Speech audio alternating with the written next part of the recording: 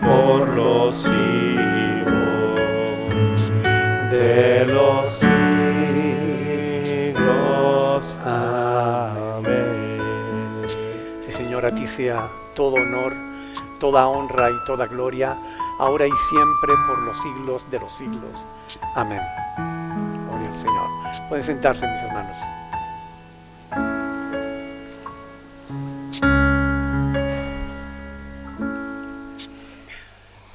Estamos estudiando la palabra del Señor en el libro de Apocalipsis, capítulo 11, y hoy nos toca leer los versículos, capítulo 11, versículos del 15 al 18.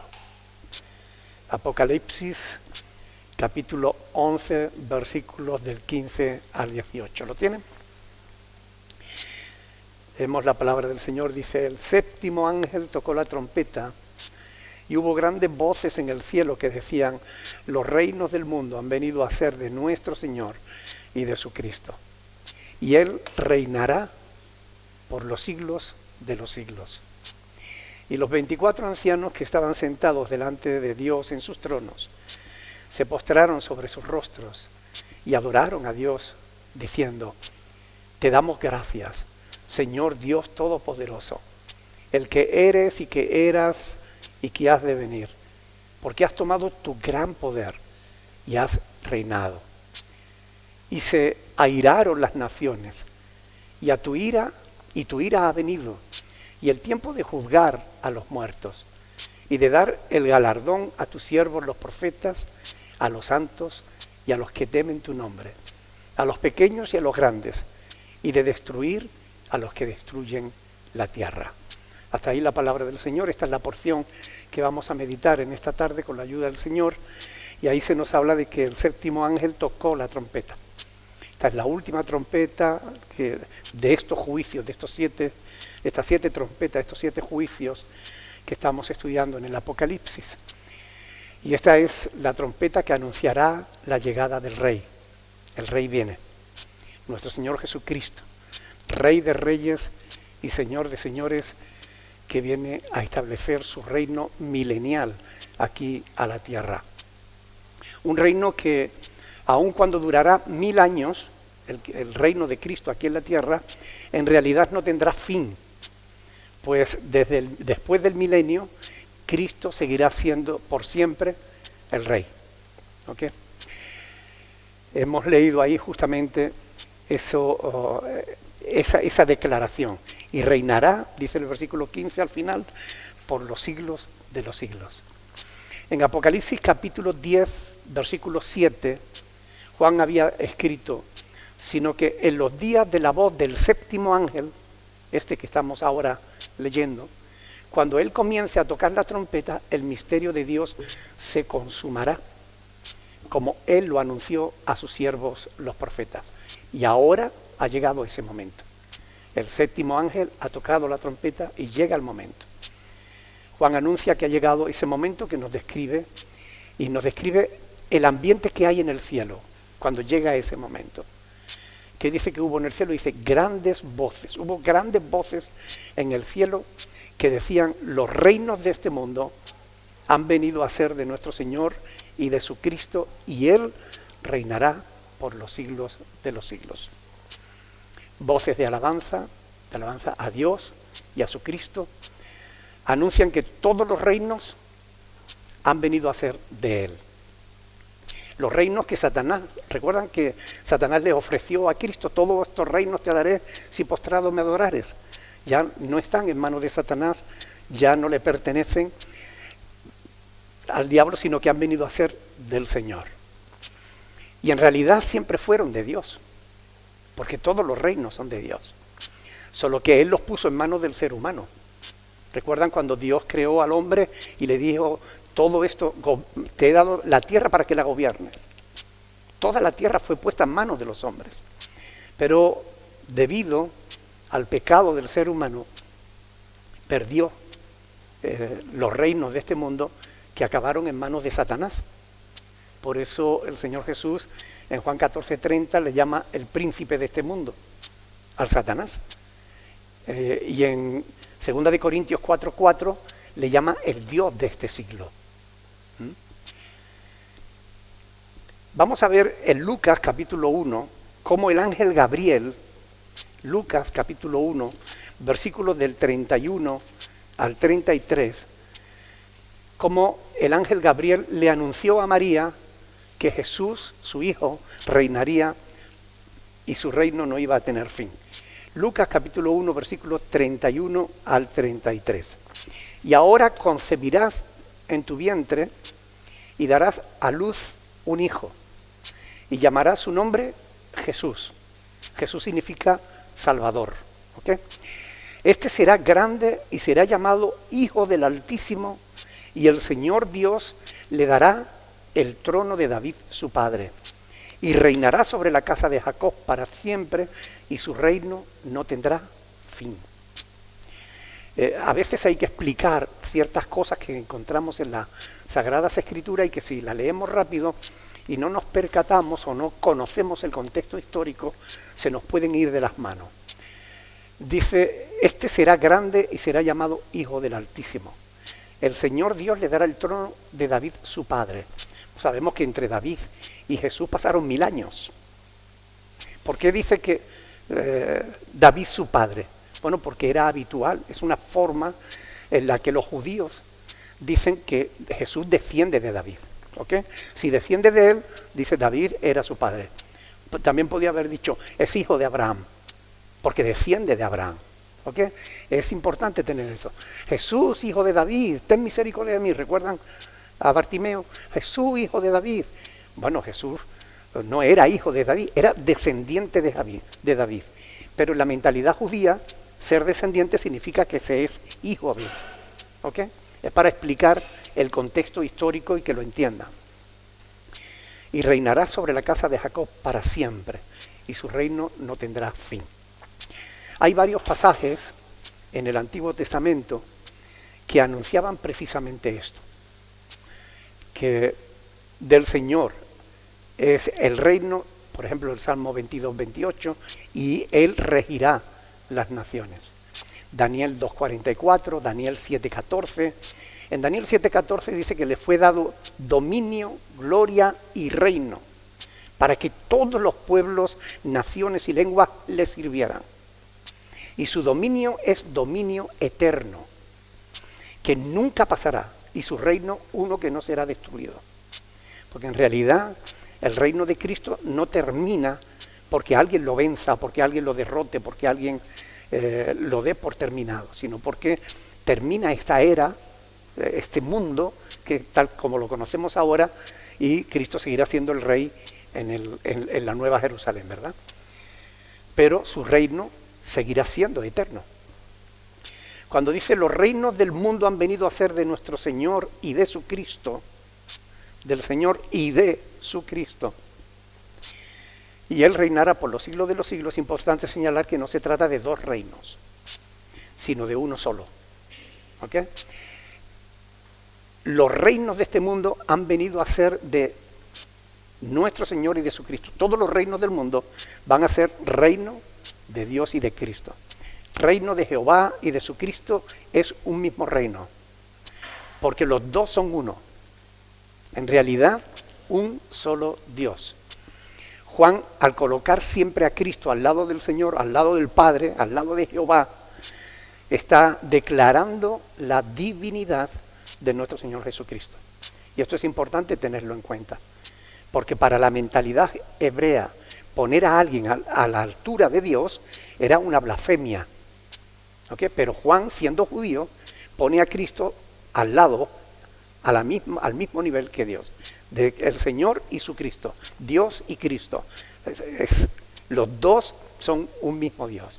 Y esto es importante tenerlo en cuenta, porque a veces vas a hablar con un testigo de Jehová, con un adventista o con alguno de alguna secta que no creen en la divinidad de Cristo, y tienes un montón de pasajes donde se remarca justamente esa divinidad. Cristo es Dios, ¿okay? Hecho hombre, pero Dios. Tanto el Señor, es decir, Jehová, como Cristo son llamados Rey, dignos de alabanza y dignos de adoración. porque el reino pertenece a ambos, a Él, al único Dios verdadero. Por eso Juan pone siempre, como digo, al Señor en muchísimos pasajes. En el Apocalipsis, bueno, pues aquí en el capítulo 11, versículo 15, más adelante en el capítulo 20, versículo 6, capítulo 22, versículo 3, o sea, hay un montón de textos en los que Juan pone a Cristo al mismo nivel del Padre. Y esto es importante tenerlo en cuenta por lo que lo digo, porque es una declaración teológica de la divinidad de nuestro Señor Jesucristo.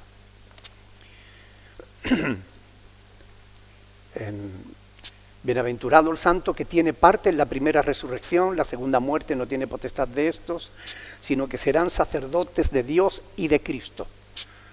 Sacerdotes de Dios y de Cristo. Y reinarán con Él, no dice con ellos, dice con Él, 1000 años. Sacerdotes de Dios y de Cristo. Apocalipsis 22:3, y no habrá más maldición, y el trono de Dios y del Cordero estará en ella, y sus siervos le servirán.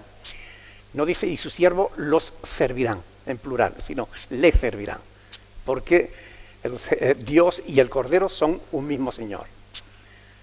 Por tanto, no se hablan de tronos, de dos tronos, sino de un solo trono. En el versículo 16 de Apocalipsis 11, dice, y los 24 ancianos que estaban sentados delante de Dios en sus tronos, se postraron sobre sus rostros y adoraron a Dios, diciendo, te damos gracias, Señor Dios Todopoderoso, el que eres y que eras y que has de venir, porque has tomado tu gran poder y has reinado. Ya habíamos hablado anteriormente de estos 24 ancianos que representan a los 12 patriarcas o las 12 tribus de Israel y los 12 apóstoles. En su conjunto representan al pueblo de Dios, a los santos de todos los tiempos, ¿verdad?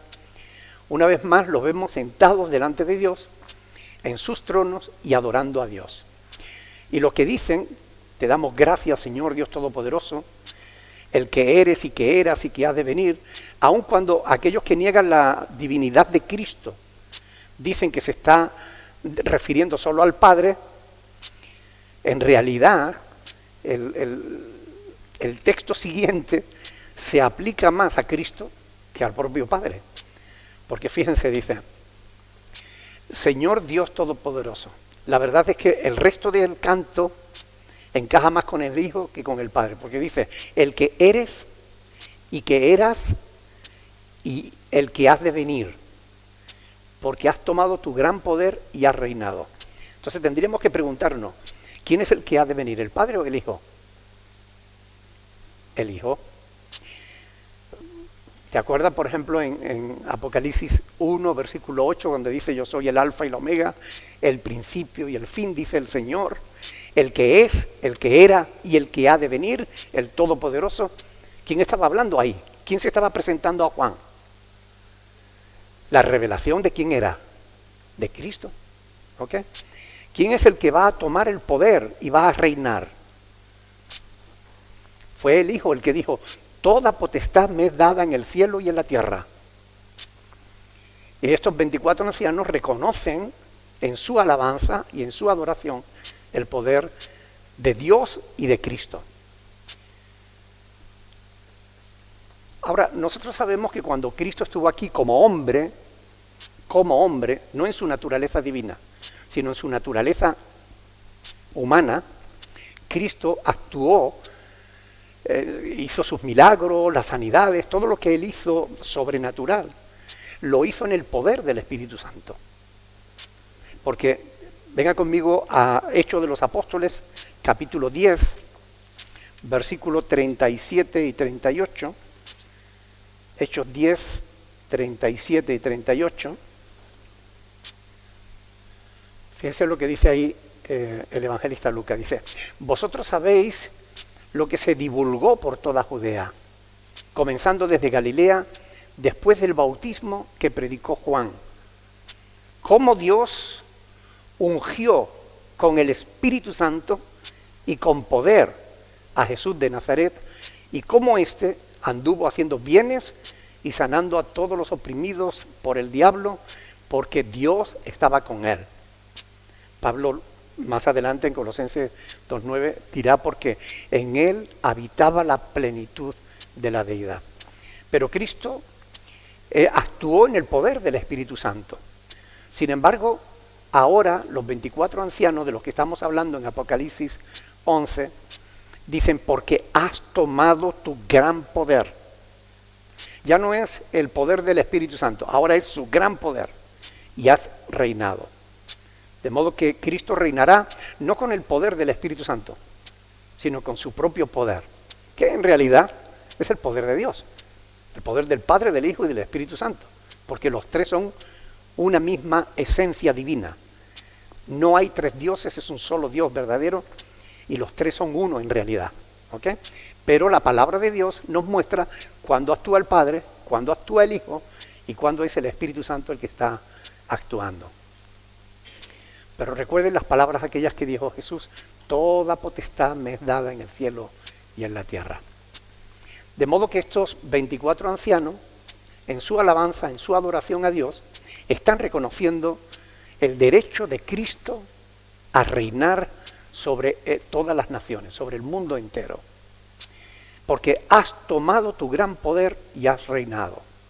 De modo que cuando Cristo tome su gran poder para reinar, habrá llegado el final del anticristo y el final del mismo Satanás, cuyo juicio habrá sido iniciado ya. ¿Ok? A pesar de que el anticristo llevará a la humanidad a su peor momento, al mayor de los desastres. ¿Ustedes creen que la gente verá con buenos ojos que venga Cristo a destronarlo y a reinar en su lugar? ¿Ustedes creen que la gente agradecerá a Cristo el que acabe con el anticristo? No. El mismo texto nos lo dice. Y se airaron las naciones. Apocalipsis capítulo 11. Y se airaron las naciones, dice.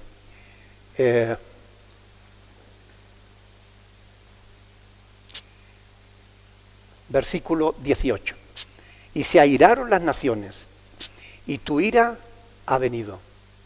Y el tiempo de juzgar a los muertos, y de dar el galardón a tus siervos los profetas, a los santos y a los que temen tu nombre, a los pequeños y a los grandes, y de destruir a los que destruyen la tierra. De modo que la ira de las naciones se sigue rebelando contra el Creador y contra las decisiones que el Creador toma. Y como consecuencia de esa mala actitud de las gentes, se manifiesta la ira de Dios, que será derramada sobre toda la humanidad, esa humanidad incrédula, en las 7 copas de la ira de Dios que vamos a ver a partir del capítulo 16. ¿Ok? Porque es importante que expliquemos algunas cosas, ¿no? Pero antes veamos el Salmo 2. En el Salmo 2 ya se anuncia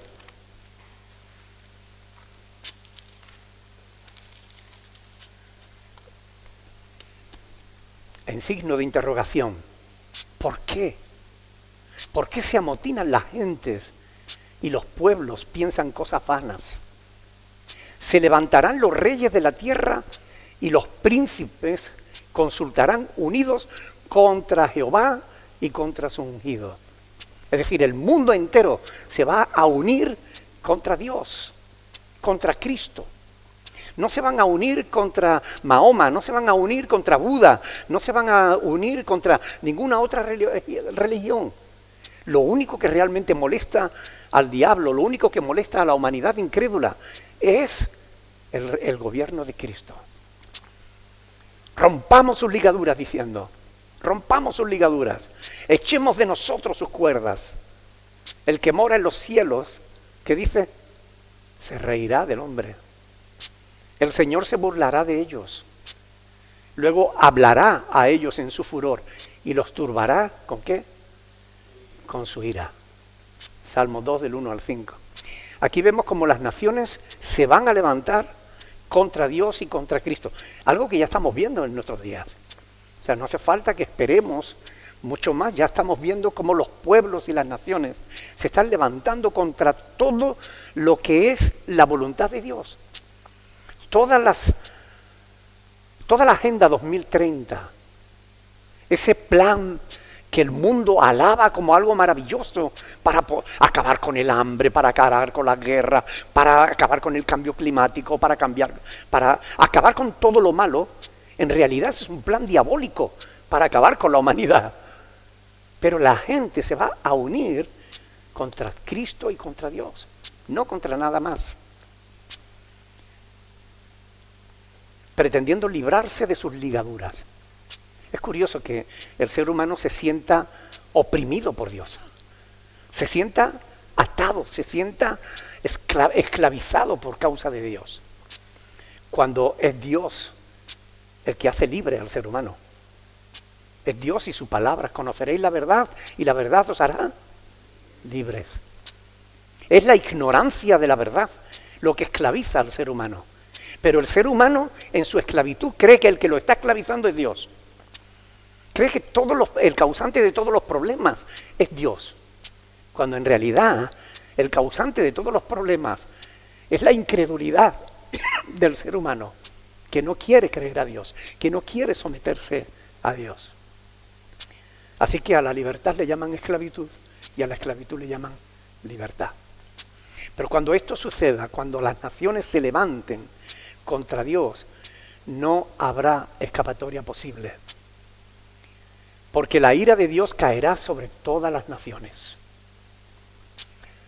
Ahora bien, es importante señalar suficientemente la enorme diferencia entre la ira de Dios y la ira de las naciones, porque no son el mismo tipo de ira. El Señor inspiró, por medio del Espíritu Santo, inspiró al apóstol Pablo para escribir en Efesios capítulo 4, versículo 31, quítense de vosotros toda amargura, enojo, ira. Es decir, Dios no quiere que el ser humano sea iracundo, se aire. Si la ira es pecado para el ser humano, ¿por qué razón Dios manifiesta su ira? ¿Por qué Dios se aira? Y hay una explicación muy sencilla y muy clara para esto. Y es que la ira de Dios es la expresión de su justicia. Repito, la ira de Dios es la expresión de su justicia. De modo que la ira de Dios es justa, es santa.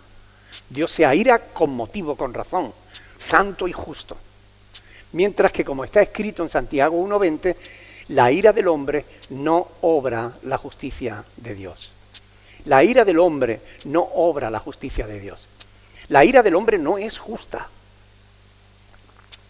Juan está profetizando aquí la derrota completa, la derrota absoluta de Satanás y del anticristo, para quienes, como vamos a ver más adelante, su fin no se tarda.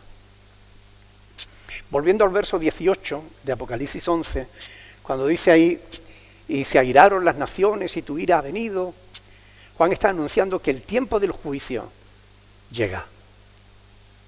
Ya lo profetizó en Apocalipsis 6, 17, cuando dijo, porque el gran día de su ira ha llegado. ¿Y quién podrá sostenerse en pie? Hay quienes dicen que la gran tribulación no tiene nada que ver con la ira de Dios. Y es que no conocen estos textos. Es que no leen la Biblia. Porque la palabra de Dios nos está diciendo justamente que es la ira de Dios lo que va a ser derramada en su juicio contra la humanidad incrédula. Ahora, si nos damos cuenta, es un detalle también importante para conocerlo a la hora de interpretar textos hebreos, textos que están escritos por hebreos. Y es que la literatura hebrea es muy particular. A veces me han preguntado, pastor, ¿por qué hay dos historias de la creación? No hay dos historias de la creación.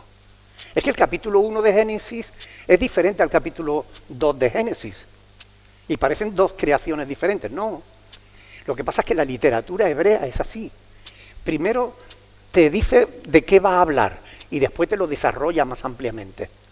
Es decir, la literatura hebrea avanza y después, como que retrocede, te va dando más datos, vuelve a avanzar, vuelve a retroceder, te sigue dando más datos, vuelve a avanzar, retrocede, y así es como muchos estudiantes de la Biblia se equivocan, porque al no conocer estas características de la literatura hebrea, creen que son acontecimientos diferentes, que son textos distintos, a veces que se contradicen, y no se contradicen, se complementan. Y es importante entender todo esto, porque nos ayuda a interpretar correctamente los textos. Mucha gente pierde pie y se ahoga precisamente en la confusión por no tener en cuenta el contexto histórico y el contexto gramatical de la Escritura. Cuando dice ahí, tu ira ha venido y el tiempo de juzgar a los muertos y de dar el galardón a tus siervos los profetas, a los santos y a los que temen tu nombre, a los pequeños y a los grandes,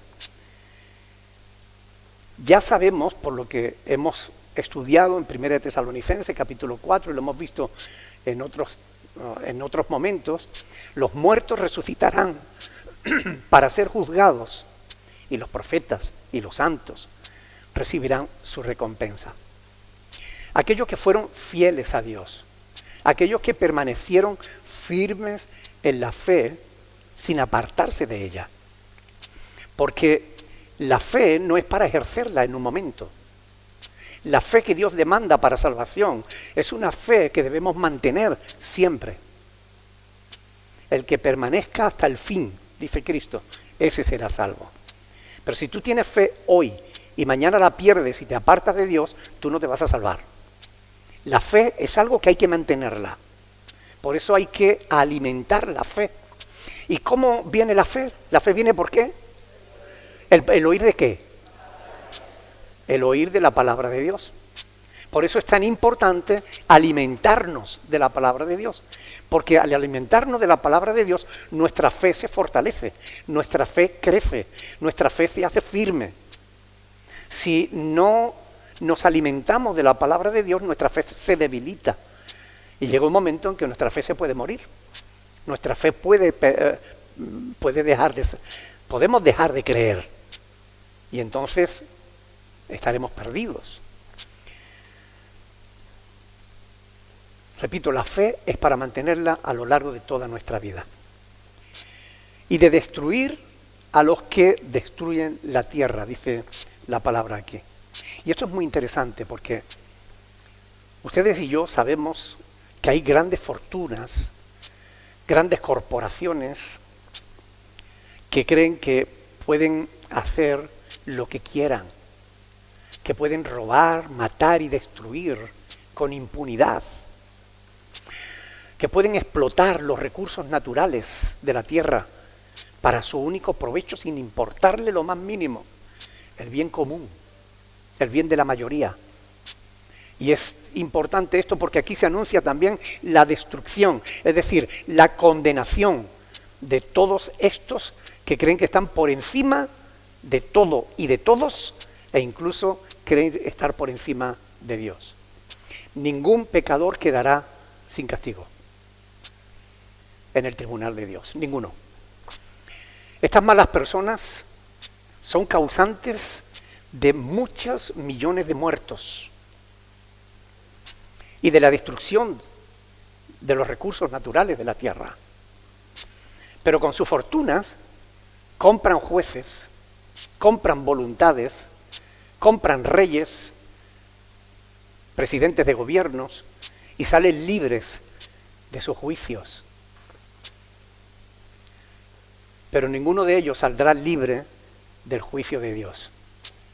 Porque a Dios jamás nadie podrá sobornarlo.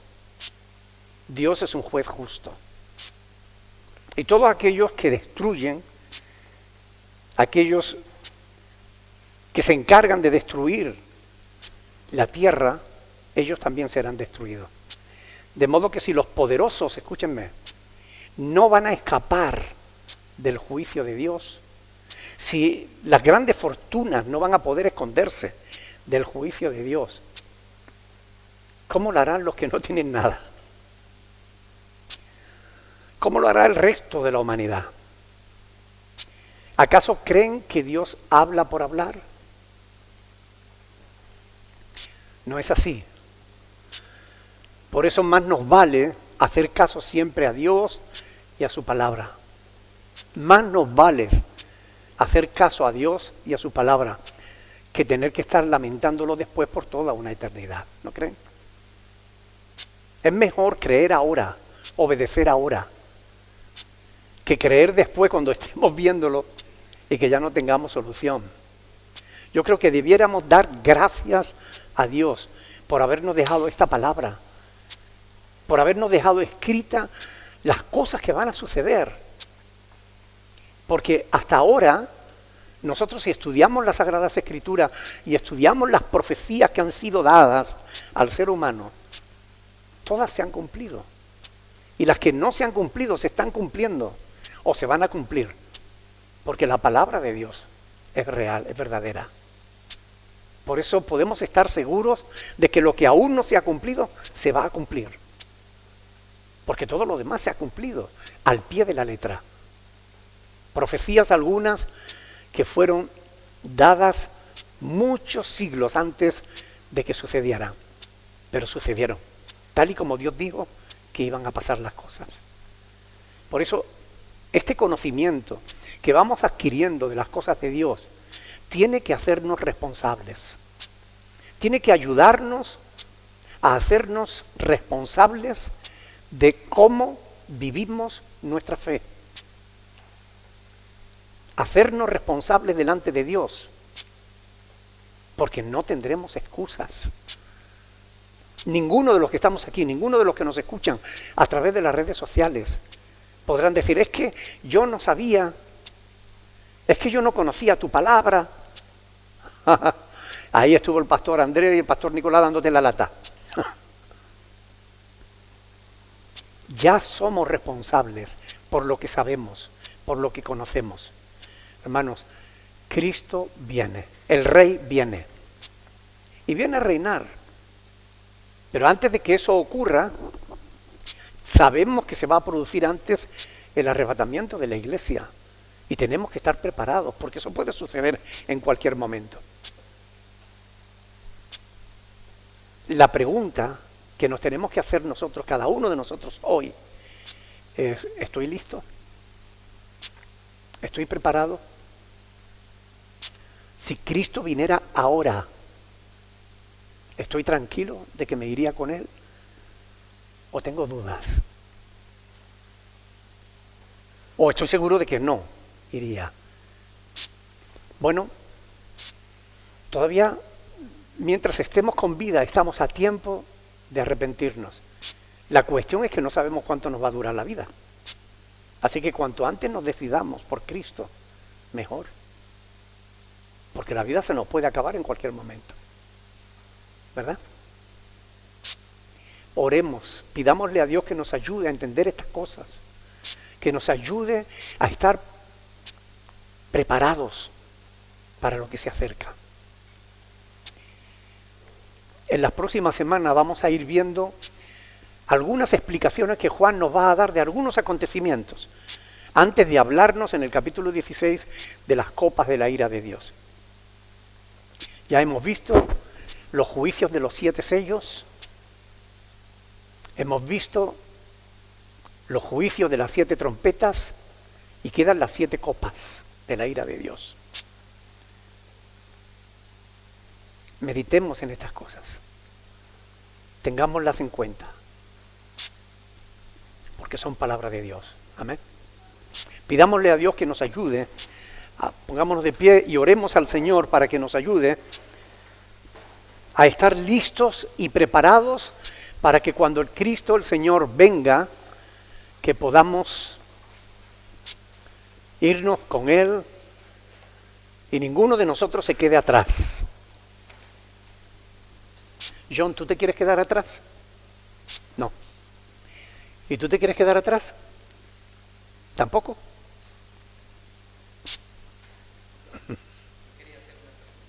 Adelante. Se me olvidaron lo de las preguntas, ¿verdad? Adelante, adelante. ¿Quién es? Espera un segundito que te den el ¿Quién micrófono para que los hermanos que están allí puedan oírte. Sí. Pastor.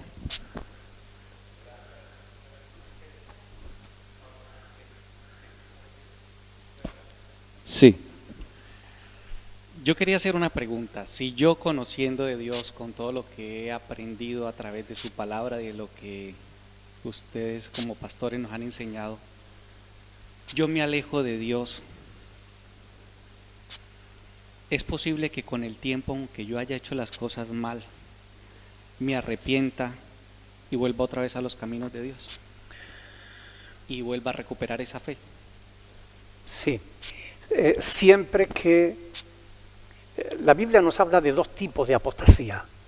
Una apostasía temporal, es decir, aquel que se aparta durante un tiempo, comete ciertos errores, pero después se arrepiente y vuelve a los caminos del Señor.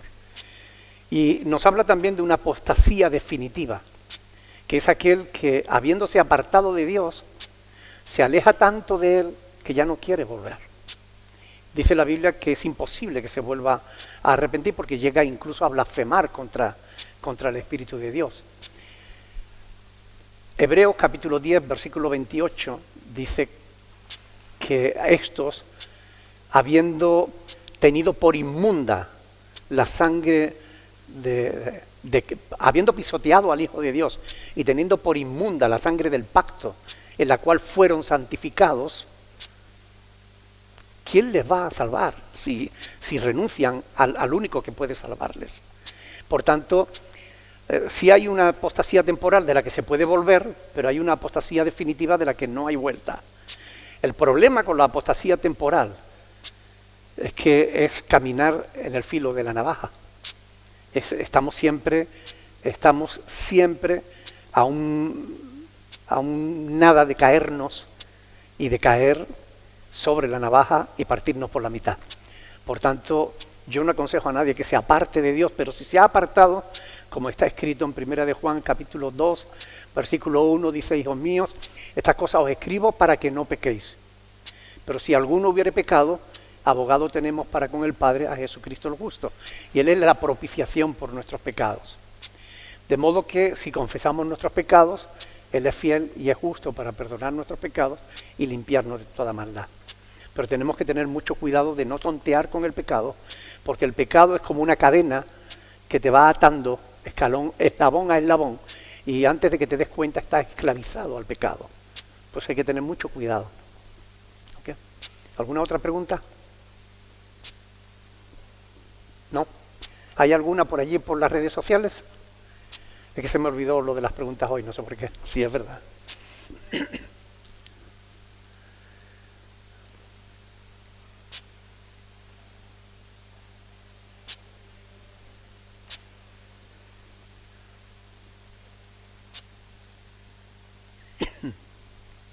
Si no hay preguntas.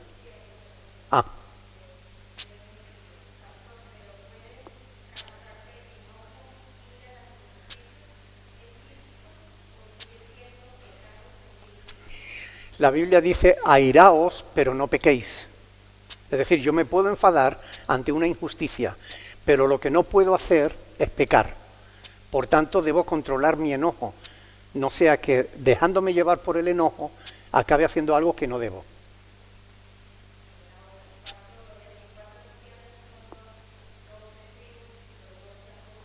¿Perdón? Eso es lo que hemos explicado, representan a las 12 tribus y a los 12 apóstoles, es decir, representan en su totalidad al pueblo de Dios, a los santos de todos los tiempos. ¿Ok? Muy bien, no hay más preguntas, pues entonces oramos al Señor, damos gracias por este tiempo y le pedimos que Él nos ayude especialmente a tomar conciencia de la responsabilidad que tenemos como hijos de Dios. En un mundo que está llegando a su fin, en un mundo al que le queda poco, a un mundo agonizante, Oremos que Dios nos ayude a ser inteligentes y a depender de Él. Alguien que quiera orar, por favor.